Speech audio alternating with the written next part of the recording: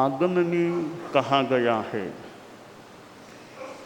पच्चयत्थं च लोगस्य नानाविह विगप्पणं जत्तत्थं गहनत्थं च लोगे लिंगप्पओयणम्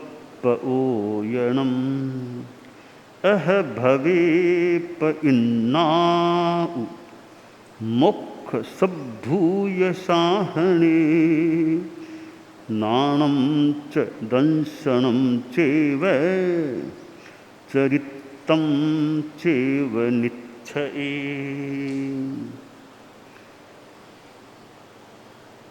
केशी गौतम का संवाद चल रहा है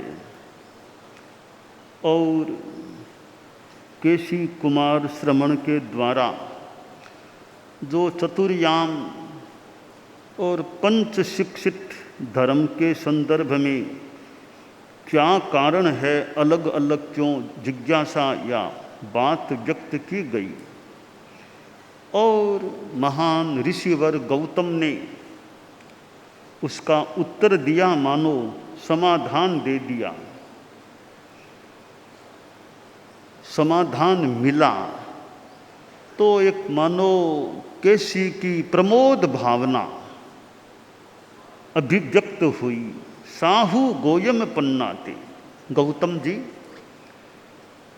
आपकी प्रज्ञा बहुत अच्छी है, साधु है। आपने मेरे संशय को छिन्न कर दिया, संशय को नष्ट कर दिया, समाधान मुझे मिल गया। गौतम जी, एक और संशय मेरे मन में है, आप उसके बारे में भी मुझे कुछ बताएं। वह मेरा संशय है कि यह आपकी परंपरा और हमारी परंपरा दोनों में वेशभूषा का अंतर है। वेश और साधुता, साधुता अलग चीज है, वेश अलग चीज है। गौतम जी, दो प्रकार की हमारी वेशभूषाएं हैं। एक यह अचेलक परंपरा है आपके, यानी भगवान वर्धमान के यहाँ अचेलक परंपरा चल रही है, कपड़ा नहीं रखना। अथवा अचेलक का एक अर्थ है श्वेत कपड़ा रख लेना, कम मूल्य वाला थोड़ा श्वेत रंग का कपड़ा, या निर्वस्त्र रहना। यह व्यवस्था आपके धर्माचार्य भगवान महावीर, भगवान वर्धमान के शासन में चल रही है। हमारी परंपरा में तो कपड़े रखे जाते हैं। हम पार्श्वनाथ की परंपरा में हैं, हमारे तो अधो वस्त्र है, उत्तरीय है, हम कपड़े रखते हैं। तो मेरी जिज्ञासा या मेरी बात यह है कि दोनों का लक्ष्य तो एक ही है, आप हो चाहे हम हो, लक्ष्य तो एक ही है। मान लो मोक्ष की आराधना, तो ये वेश का भेद क्यों? दो प्रकार के ये लिंग क्यों हैं? आपके मन में भी तो थोड़ा संशय होता होगा ना गौतम जी, आपके मन में भी आता होगा ना कि दो प्रकार के वेश कैसे हैं। तो मेरे इस वक्तव्य पर आप प्रकाश डालिए, का क्या कारण है? ये हमारी परंपरा अलग है, आपकी परंपरा अलग है। हम कपड़े रखने वाले, आप लोग अचेलक की व्यवस्था का निर्वाह करने वाले। यूं केशी बोल रहे थे तो अब गौतम ने फरमाना शुरू किया। यह कहा, विज्ञानेन समागम में धम्म साहन मिच्छियम। ये विज्ञान से एक मानो ध्यान देकर जो भी समागम कर धर्म के साधन की व्यवस्था की गई है, धर्म साधन इच्छित हुआ है। यह जो वेश और साधुता की वेश पहना जाता है, यूनिफॉर्म, पहचान का एक साधन है वेश। आज हमारे संत लोग बैठे हैं, यह मुख वस्त्रिका थोड़ी लंबी लंबी चौड़ी कम और लंबी है, यह मुख वस्त्रिका पहने हुए हैं, यह भी एक हमारी पहचान है, हमारा वेश है, इसमें मुख वस्त्रिका ऐसी होती है। अब यह तेरा पंथ की पहचान बनी हुई है, तेरा पंथ की मुख वस्त्रिका इस प्रकार की है, यह हमारी पहचान है। तो हालांकि ऐसे तो वेश है, कोई वेश में तो साधुपन है नहीं, केवल ज्ञान तो बिना मुख वस्त्रिका वालों को भी हो सकता है, मोक्ष बिना मुख वस्त्रिका वाले भी जा सकते हैं। तो साधुता मूलतः मुख वस्त्रिका में नहीं है, रजोहरण में नहीं है, पछेवड़ी में नहीं है, चोलपट्टे में नहीं है। साधुता तो भीतर में है, पर यह पहचान हमारी व्यवहार, नए व्यवहार की दुनिया में अब यह पहचान है। तो अब कोई संत कह दे भाई मुपत्ति में साधुपना थोड़ा ही है, हम तो और टाइप की मुख वस्त्रिका बांध लेंगे, ठीक है, साधुपना तो नहीं है इसमें, पर हमें व्यवस्था को भी फॉलो करना चाहिए। कोई कह दे मैं तो लंबी नहीं चौड़ी बांधूंगा मुख वस्त्रिका, तो चौड़ी वर्तमान में हमारी वो वेशभूषा में नहीं है। तो जैसी हमारे संघ की वर्तमान में व्यवस्था है, वैसी मुख वस्त्रिका रखें, ताकि भी ये तेरापंथी साधु हैं, जैन श्वेतांबर, एक पहचान भी होती है। तो यह जो धर्मोपकरण है, ये वेश है, लिंग है, यह एक, इसके 3 कारण हैं, लिंग या वेश के 3 कारण हैं रखने के। पहला कारण है पच्चयत्थम च लोकस्य, लोगों की प्रतीति के लिए अगर साधु का वेश नहीं है तो लोगों को कैसे पता चले ये संत हैं, इनको वंदना करें, इनका व्याख्यान सुने, इनको गोचरी की भावना भाएं, इनकी सेवा उपासना करें, धार्मिक ज्ञान लेने का प्रयास करें। वो कैसे करेंगे जब वेश साधु का है नहीं, क्या गृहस्थों के वेश में ही है? तो पहचान, प्रतीति कैसे हो कि यह साधु है? तो इस प्रतीति उत्पादन के लिए वेश की उपयोगिता है। एक वेश को देखकर अनुमान लग जाए यह अमुक वर्ग का व्यक्ति है,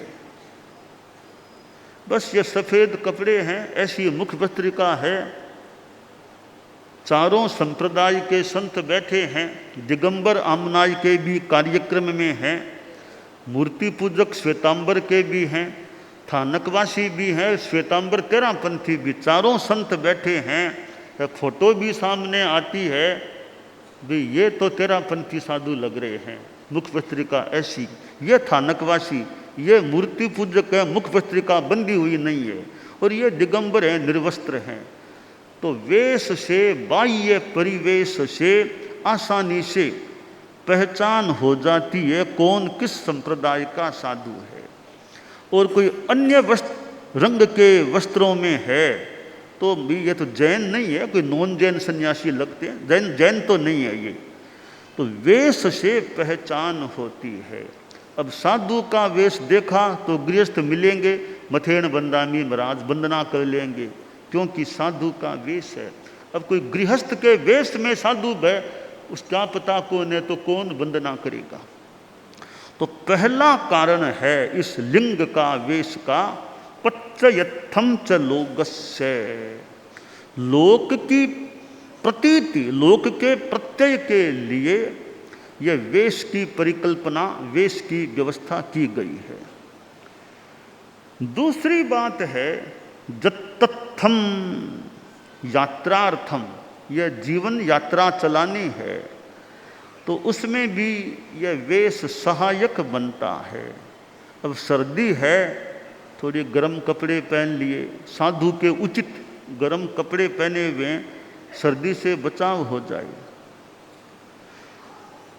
और थोड़ा एक व्यावहारिक रूप में कपड़ा रखना, थोड़ा हम, हालांकि निर्वस्त्र होना भी साधना है, इसमें कोई बात नहीं है मेरी ओर से। अचेल धर्म भी एक साधना है, निर्वस्त्र रहना भी साधना है।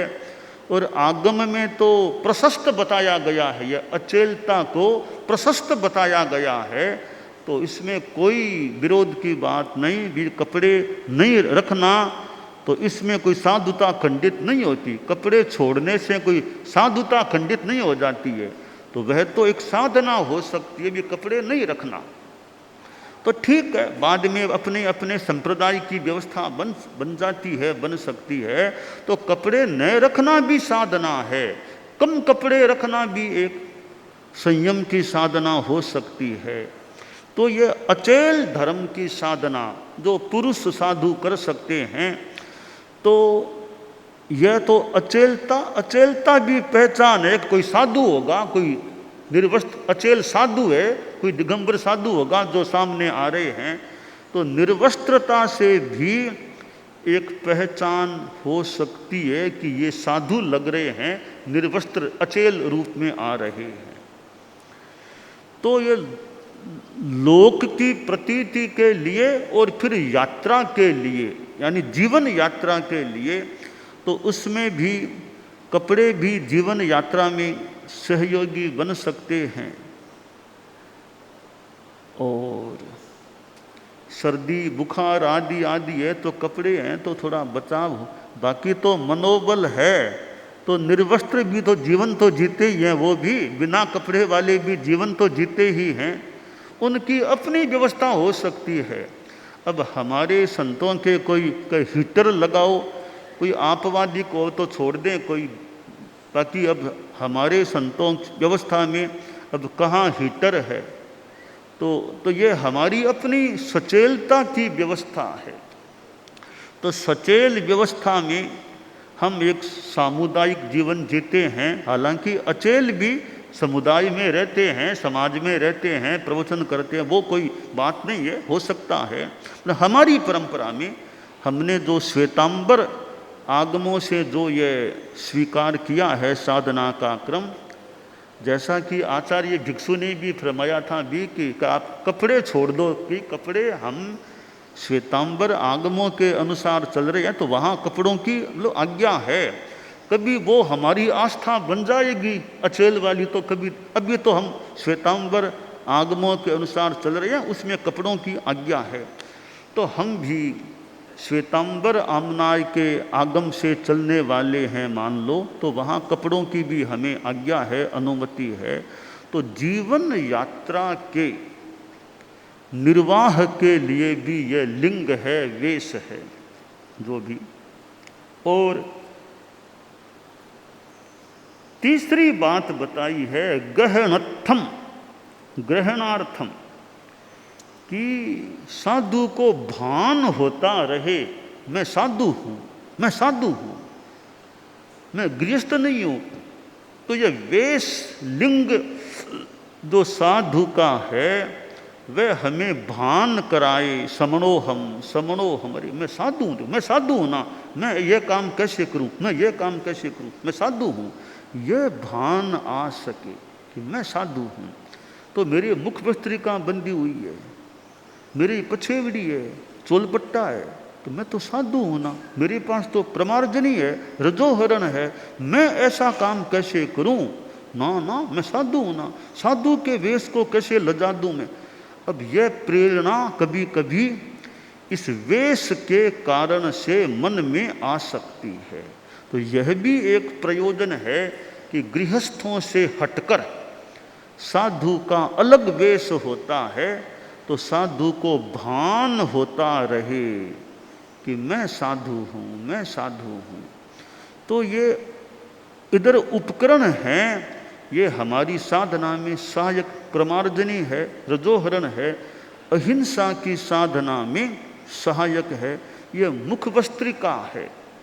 तो हमारी जो वायुकाय की अजयना की जो मान्यता है, तो वायुकाय की अजयना से बचने के लिए ये मुख भस्त्रिका बहुत सहायक है। कोई कह दे भी ऐसे ही काम चलेगा, हाथ में रख लेंगे वायुकाय की, हाथ में रखो, आपकी अपनी परंपरा, पर मुझे कोई पूछे अगर वायुकाय की अजयना टालनी है तो मुख भस्त्रिका की व्यवस्था दी बेस्ट है।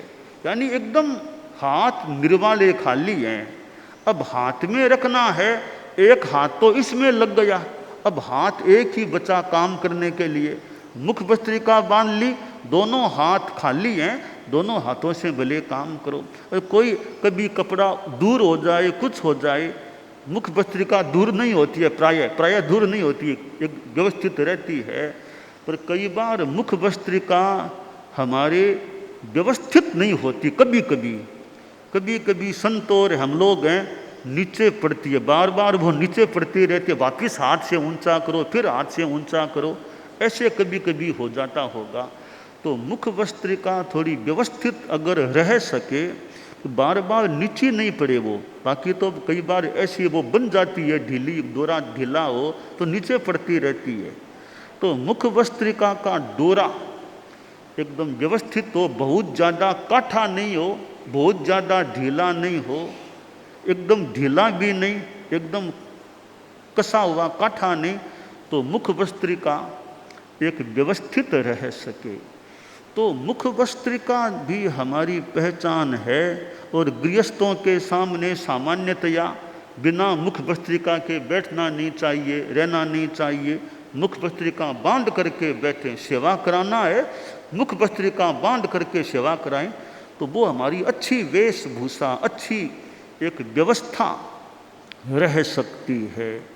तो यह वेश के 3 प्रयोजनों की जो बात है कि एक तो लोक प्रतीति, लोगों को यह पहचान हो सके कि ये संत हैं, महाराज हैं, इसलिए साधु का अपना स्वतंत्र पृथक वेश होता है। दूसरी बात है जत्तथम, यात्रा निर्वाह के लिए, जीवन यात्रा अच्छी चल सके, शरीर की भी सुरक्षा रह सके और कहीं कहीं व्यावहारिक एक व्यवस्था भी ठीक रह सके, इसलिए भी एक वेश का, हालांकि वो मुद्दा इतना लागू नहीं है, तो अचेल वाले भी तो साधना करते ही हैं, फिर भी एक प्रतीति, यात्रा निर्वाह है। और गहनत्थम, स्वयं को ज्ञान भान हो जाए, मैं साधु हूँ, मैं साधु हूँ, इसलिए यह वेश की कल्पना की गई है, व्यवस्था है। तो वेश और साधुता यह व्यवहार की बात है कुछ अंशों में, कि वेश यह साधु का, पर निश्चय में जाएं तो साधुता अलग चीज है और वेश अलग चीज है। वेश वेश है, संन्यास संन्यास है, साधुता साधुता है। दोनों का इतना कोई गहरा अन्योन्य, इतना अविनाभावी संबंध नहीं है कि वेश के बिना साधुपना हो नहीं सकता। चक्रवर्ती भरत, उनके शुरू में कौन सा वेश था, कौन सा साधु का वेश था? एक गृहस्थ थे चक्रवर्ती, और गृहस्थ वस्त्राभूषणों से सुसज्जित सज्जित शीश महल में गए कि देख लूं कैसा लगता हूँ, आदमी के मन में कैसा लगता हूँ, कैसा लगता हूँ। हमारे संतों को यूँ कांच नहीं देखना चाहिए। चक्रवर्ती भरत तो गृहस्थ थे, वो भले चले जाएं अपना चेहरा सब वेशभूषा देखने के लिए, पर संतों को ऐसा नहीं कि कांच के सामने खड़े होकर के देखें मैं कैसा लगता हूँ, मेरी मुफ्ती कैसी, बाल कैसे। तो संतों को यूँ कांच के सामने नहीं खड़ा होना चाहिए देखने के लिए, अपितु कहीं लंबा प्रवास हो और वहाँ ये कांच हो, या तो कांच रहे नहीं, या कोई अखबार या कोई कपड़ा कुछ लगा दिया जाए ताकि बार बार वो हमारा मुंह चेहरा हमें कांच में दिखे ही नहीं, तो वहाँ व्यवस्था कर देनी चाहिए भी कांच में बार बार, कांच या तो रहे नहीं वहाँ पर। और या ऐसे ही भिन्न लिंगी के चित्र हों जहाँ हमारा प्रवास है, उनको भी लंबा प्रवास तो वो या तो रहे नहीं या आवृत कर दिए जाएं, उल्टे कर दिए जाएं, हटा दिए जाएं, ताकि ऐसे चित्र बार बार आँखों के सामने न आए। तो यह हमारी जो वेशभूषा की बात है, चक्रवर्ती भरत थे, वे साधु के वेश में शुरू में नहीं थे, परंतु शीश महल में गए तब तो लक्ष्य ये सौंदर्य को और को देखने का होगा, शीश महल में देखूं, परंतु लगा अरे कमी है कि अंगुली में अंगूठी नहीं है, अच्छी नहीं लग रही है, सुंदरता नहीं है। बस एक परिवर्तन हुआ, एक भाव बदला, अरे ये तो बाह्य चीजें हैं, बाह्य चीज से सुंदरता नहीं लग रही है, सब बाह्य चीजें हैं। कोई दिशा बदली, मूल में ही हलुकर में जीव रहे होंगे कि बहुत जल्दी बस वही केवल ज्ञान, गृहस्थ वेश में केवल ज्ञान हो गया। तो वेश कोई आत्यंतिक चीज नहीं है कि उसको होना ही पड़ेगा। बिना साधु के वेश के भी भरत जी को केवल ज्ञान हो गया। इसका मतलब वेश कोई आत्यंतिक नियम नहीं है कि वेश पहनोगे तभी मुक्ति मिलेगी, तभी केवल ज्ञान होगा। मरुदेवा माता, कौन सा साध्वी का वेश उन्होंने पहना होगा, कौन से साध्वी जी के पास जाकर दीक्षा ली होगी, कौन से तीर्थंकर के पास जाकर दीक्षा ली होगी। हाँ, आचार्य तुलसी तो हुए हैं अपनी मां को दीक्षा देने वाले। हमारे धर्म संघ की परंपरा में आज तक के इतिहास में एक ही संभवतः आचार्य हुए हैं जिन्होंने अपनी संसार पक्षिया माता को स्वयं ने दीक्षा प्रदान की है, और कोई भी आचार्य श्री को यह अवसर नहीं मिला कि खुद की मां को खुद दीक्षा, साध्वी दीक्षा प्रदान कर दें। तो वदना जी महासती जी आचार्य श्री तुलसी की संसार पक्षिया माँ थी। तो जैसे भगवान ऋषभ की माँ मरुदेवा माता थी, तो आचार्य श्री तुलसी की माँ वदना जी थी। तो आचार्य श्री तुलसी ने तो माँ को दीक्षा दे दी, और भगवान ऋषभ ने अपनी माँ को यों परिषद में कोई दीक्षा नहीं दी। वे तो हो गए सिद्ध, मरुदेवा सिद्धा। इस सामान्य वेश में हाथी का उदार वो केवल ज्ञान हो गया, और कैसे मोक्ष को प्राप्त हो गए। तो वेश कोई आत्यंतिक अनिवार्यता नहीं है केवल ज्ञान की प्राप्ति के लिए, वीतरागता की प्राप्ति के लिए। तो व्यवहार नय और निश्चय नय, व्यवहार नय में तो यह वेश अपेक्षित है। भी दीक्षा हो रही है तो साधु का वेश धारण करो, इधर साध्वी का वेश धारण करो। हाँ, थोड़ी देर के लिए भले अन्य वेश में भी कभी रह जाएं, थोड़ी सामान्यतया तो दीक्षा लेने से पहले वेश परिवर्तन हो जाता है। कभी कभी कोई एक्सेप्शन या कभी मान लें कि गृहस्थ के वेश में ही दीक्षा पचका दी जाती है, और दीक्षा पचकाने के बाद में वेश परिवर्तन हो जाता है। विदासर में जो बृहत दीक्षा समारोह हुआ था, 43 दीक्षाएं हुई थी, तो हमारे कोई साध्वी जी वो बिना साध्वी का वेश पहने ही उनको साध्वी दीक्षा दे दी गई थी। और तो क्या, केश भी नहीं उतारे थे, उसी रूप में उनको साध्वी दीक्षा दे दी। वो माँ बेटी, ये पुलकित यशा और विशाल दोनों माँ बेटी रही थी, तो बिना साध्वी का वेश पहनाई भी उनकी यों। 2 समणियाँ भी थी, 2 समणियाँ भी, उनको भी साध्वी वेश नहीं पहना वगैर दीक्षा हो गई थी। तो वर्तमान में भी कदाचित बिना वो वेश धारण करने से पहले ही दीक्षा दे दी गई है, और वेश धारण बाद में करा दिया गया है, क्योंकि साधुपना तो मूल आत्मा में है, वेश में तो है नहीं, पर हमारी व्यवस्था है। तो दीक्षा के बाद में वे ये दोनों माता और बेटी, ये इनकी दीक्षा वो बिना साध्वी के वेश में हो गई थी, बाद में साध्वी का वेश। तो मेरा कहने का भी वर्तमान में भी हम बिना वेश परिवर्तन के भी कदाचित कदाचित यूँ दीक्षा दे देते हैं, हो जाती है।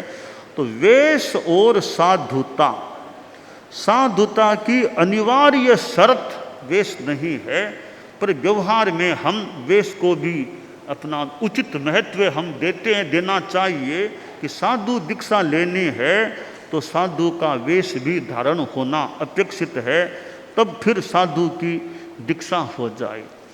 तो यह कुमार श्रमण केशी और गौतम, देखिए प्रश्नकर्ता और उत्तरदाता, रायपसेनियम आगम को हम देखें, वहाँ तो केशी कुमार श्रमण उत्तरदाता थे, यानी राजा प्रदेशी को जवाब देने वाले, राजा प्रदेशी की बात का खंडन करने वाले हम उत्तरदाता मान लें।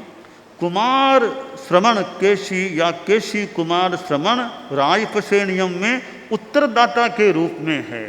भगवती में देखें गौतम स्वामी प्रश्नकर्ता के रूप में है, तो प्रश्नकर्ता गौतम स्वामी भगवती सूत्र में, उत्तरदाता मान लें हम केशी को रायपसेनियम आगम में। अब उत्तरध्वयनानि आगम को देखें, जो उत्तरदाता थे कुमार श्रमण केशी, वे तो प्रश्नकर्ता बन गए हैं, और जो गौतम भगवती में प्रश्नकर्ता हैं वे उत्तरध्वयनानि में उत्तरदाता बन गए, उल्टे पुल्टे हो गए, उत्तरदाता बन गए हैं। तो गौतम ने किस प्रकार यों उत्तर दिए हैं, दे रहे हैं, और केशी को बता दिया कि ये जो हमारा लिंग भेद है, वेश परिवेश लिंग का जो वैशिष्ट्य है, भिन्नत्व है, आपका अलग है, हमारा अलग है।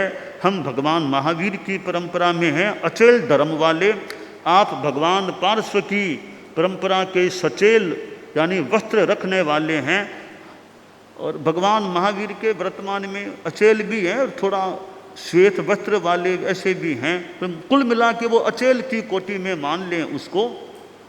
तो ये लिंग का जो भेद है, वेश का परिवेश का भेद है, उसका ये तीन कारणत्रय है कि लोक प्रत्यय के लिए लोगों को पता चले ये संत हैं, इसलिए, और दत्तत्थम यात्रा जीवन यात्रा निर्वाह के लिए, और ग्रहणत्थम ग्रहणार्थम, ग्रहण का मतलब ग्रहणम ज्ञानम, ग्रहणम ज्ञान मित्यर्थ है। ग्रहण का मतलब ज्ञान, भान, कि साधु को ज्ञान होता रहे, भान होता रहे, समनोहम समनोहम, मैं साधु हूँ, इसलिए भी वेश की, साधु वेश की उपयोगिता हो सकती है।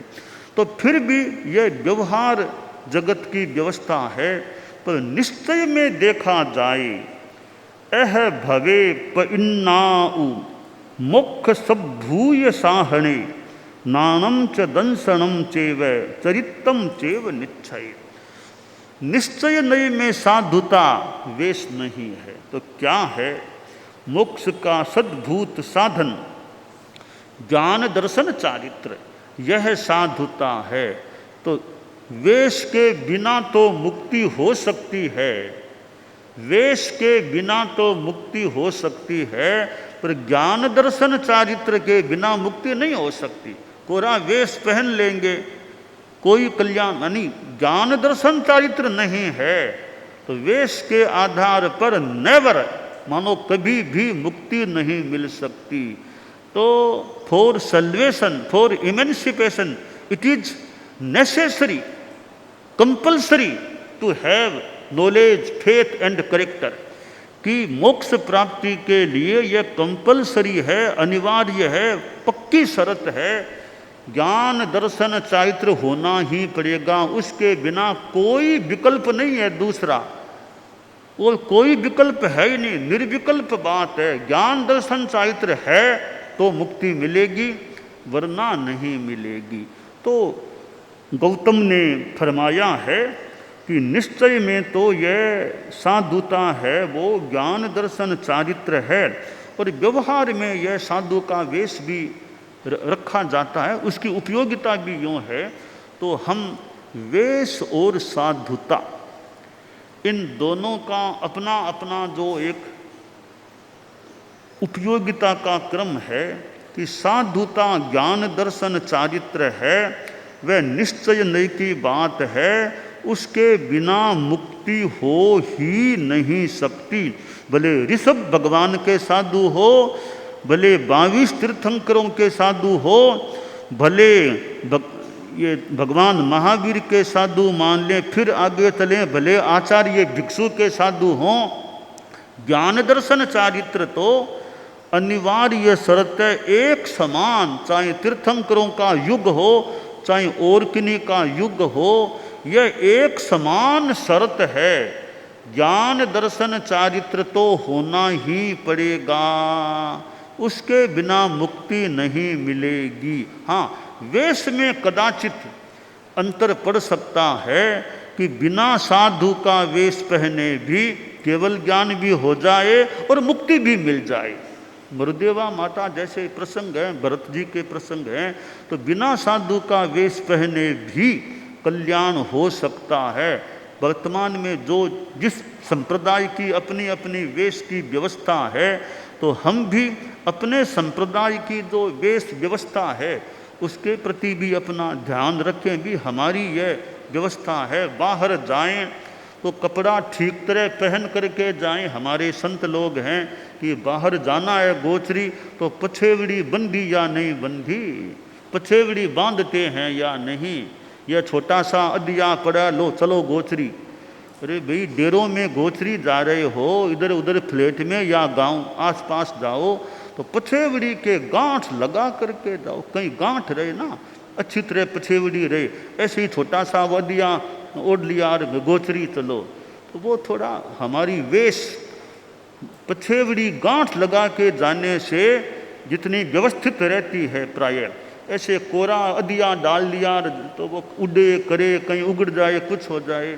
हालांकि ऐसे पुरुष हैं, हमारे संत पुरुष हैं, इतनी कोई मान लो परवाह न करें, फिर भी हमारी पछेवड़ी की जो शादियों को तो और ज़्यादा ध्यान देना चाहिए, और ज़्यादा ध्यान कि पछेवड़ी किस तरह है व्यवस्थित, एकदम जो व्यवस्थित उनकी अपनी व्यवस्था है उसके अनुसार पछेवड़ी पूरी व्यवस्थित है या नहीं।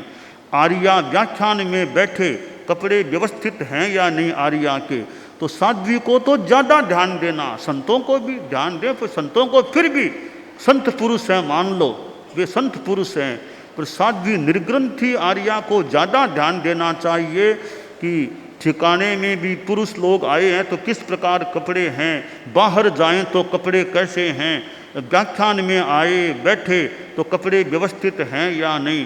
तो आर्या को तो बाहर जाए तो अपनी पछेवड़ी आदि किस प्रकार, एक पट्टी एक दो पट्टी कैसी क्या है, सारा वो व्यवस्थित ध्यान दे करके रहना चाहिए। और समणी वृंद को भी भाई अपनी जो वेश, समणियों की अपनी वेशभूषा है, तो समणियाँ भी बाहर जाए आए तो वेशभूषा, हालांकि समणियों की वेशभूषा थोड़ी ज़्यादा व्यवस्थित लगती है। समणियों का कवच है वो इतना व्यवस्थित होता है, सब कवच बहुत व्यवस्थित रूप होता है उनका। भले व्याख्यान में जाओ कहीं बैठो तो इनकी वेशभूषा जितनी एकदम सुरक्षित और व्यवस्थित रहती है कि बहुत कवच है, नाम भी कवच है, रक्षा करने वाला है। तो समणियों की वेशभूषा जो निर्धारित हुई है वो तो ऐसे व्यवहार में बहुत ज़्यादा व्यवस्थित लगती है, कपड़े बहुत व्यवस्थित रह सकते हैं। तो आर्या को, निर्ग्रंथी को तो अपने वेशभूषा का ज़्यादा ध्यान रखना चाहिए। व्याख्यान में बैठे तो भी विशेष अच्छी व्यवस्था रहनी चाहिए। और मैंने तो एक बार कहा भी था कि पाटे पर बैठने की ना नहीं है व्याख्यान में, न्यारा में और में शादियों को, कुर्सी पर बैठना ज़्यादा बढ़िया लगता है। कुछ कुर्सी पर साध्वी बैठे न्यारा में, अग्रणी न्यारा में कुर्सी पर बैठे तो थोड़ा संभवतः ज़्यादा बढ़िया है बजाय की पाटे पर बैठना। तो यह साध्वी की अपनी निर्ग्रंथी की जो अपनी व्यवस्था है, तो क्योंकि जैन शासन में निर्ग्रंथों को भी साधुत्व का अधिकार मिला है, तो निर्ग्रंथियों को भी हमारी श्वेतांबर परंपरा में, हमारी परंपरा में निर्ग्रंथियों को भी एक साधना का साध्वी के रूप में छठे सातवें गुणस्थान ही नहीं 14वें गुणस्थान तक की साधना का मानो अधिकार या व्यवस्था अपनी अपनी मान्यता है। कोई किसी का विरोध वाली बात नहीं। हमारी परंपरा में निर्ग्रंथि को केवल ज्ञान प्राप्त करने तक की व्यवस्था प्राप्त बताई गई है। तो निर्ग्रंथ भी अपनी वेशभूषा का ध्यान रखें, निर्ग्रंथियाँ भी अपनी वेशभूषा का ध्यान रखें, और निर्ग्रंथियों को ज़्यादा ध्यान रखना चाहिए अपनी वेशभूषा का, व्यवस्थित रहे। बाहर जाना, व्याख्यान में बैठना, लोगों के बीच में बैठना, निर्ग्रंथि की वस्त्र व्यवस्था और व्यवस्थित रहनी चाहिए। तो यह हमारे आगम में जो वेश की बात, लिंग की बात बताई गई है, तो यह व्यवहार नय में 3 कारणों से लोक प्रतीति, यात्रार्थ और ग्रहणार्थ, 3 प्रयोजनों से यह लिंग और वेश की व्यवस्था है। और निश्चय में तो ज्ञान दर्शन चारित्र यही साधुता है, यह अनिवार्य शर्त है मोक्ष की प्राप्ति के लिए।